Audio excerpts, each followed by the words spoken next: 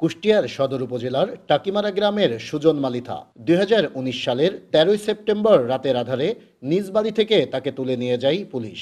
২ দিন নিখোঁজের পর ১৬ সেপ্টেম্বর সুজনের গুলিবিদ্ধ মরদেহ পাওয়া যায় শহরের মোল্লাতেগড়িয়া এলাকার ক্যানেল পাড়ে। এ ঘটনার ৫ বছর পর গত ১৯ সেপ্টেম্বর নিহত সুজনের রাজনৈতিক বড় ভাই পরিচয়ে মিলপাড়া এলাকার সুজন হোসেন নামে বিএনপির এক কর্মী হত্যা মামলা দায়ের করে কুষ্টিয়া মডেল থানায়। এতে আসামি করা হয় পুলিশ, আওয়ামী লীগ নেতাকর্মী সহ ১৫ জনকে। এ মামলায় সম্প্রতি গ্রেপ্তারও হয়েছেন এজাহারের প্রধান আসামি তৎকালীন কুষ্টিয়ার পুলিশ সুপার তানভীর আরাফাত। তবে নিহতর পরিবার বলছে, কবে কিভাবে কে মামলা করেছে, কাদেরকেই বা আসামি করা হয়েছে তার কিছুই জানেন না তারা। তবে এ হত্যাকাণ্ডের সাথে জড়িতদের দৃষ্টান্তমূলক শাস্তির দাবি তাদের। ২ দিন পরে মামি আমার একটা খবর পাওয়া গেল, ওই অমুক জায়গা বলে একটা লোক ফায়ার দিয়েছে, হসপিটালে খোঁজ নিয়ে দেখেন তো ওটা কি সুজন মামাই নাকি। বলার পরে সব জায়গায় দেখে যে ওরই লাশ। ফাঁসির আসামি তো জামিন পাস, কিন্তু মাদকের জন্য যে একটা মানুষের মারিয়ে দিবি এরকম তো না। এসপির বিচার হোক, এটাই তো চাই। আমার যে মরিচর চলে গিয়েছে, এখন কেসটা করলো কিটা এটাই আমরা খুঁজে পাচ্ছি। তার বাপ বাদী হয়নি, ভাই বাদী হয়নি, হইলো কিটা।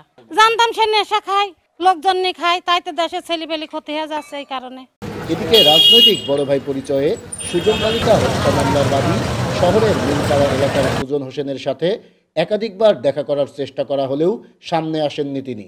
মোবাইল ফোনে যোগাযোগ হলে মামলার বিষয়ে মন্তব্য করতেও নারাজ সে। আমি এখন আপনার সাক্ষাৎকার দিতে পারবো না ভাই। ঘটনা হচ্ছে মামলার বাদী আপনি তো। ভাই আপনাকে আমি এক কথাই বারবার বলছি যে আপনি রাখি সরকার যদি বলে তাহলে আমি দেবো। আর এ মামলার বিষয়ে পুলিশ কথা বলতে রাজি না হলেও আইন বিশেষজ্ঞরা বলছেন, বিচার বহির্ভূত হত্যাকাণ্ড একটি সর্বোচ্চ শাস্তিযোগ্য অপরাধ। এমন ঘটনার সাথে জড়িতদের সর্বোচ্চ শাস্তির বিধান রয়েছে আইনে। বিচার বহির্ভূত হত্যাকাণ্ড নিঃসন্দেহে একটি অপরাধ। যারা এই বিচার বহির্ভূত হত্যাকাণ্ডের সাথে জড়িত, আমাদের দেশের প্রচলিত আইন অনুযায়ী তাদের শাস্তির ব্যবস্থার কথা বলা রয়েছে। বিশেষ করে আমাদের দণ্ডবিধি আইনে ৩০২ ধারায় স্পষ্ট করে বলা রয়েছে, যদি কোনো ব্যক্তি অন্যায়ভাবে হত্যাকাণ্ড ঘটায় তাহলে তার সর্বোচ্চ শাস্তি মৃত্যুদণ্ড।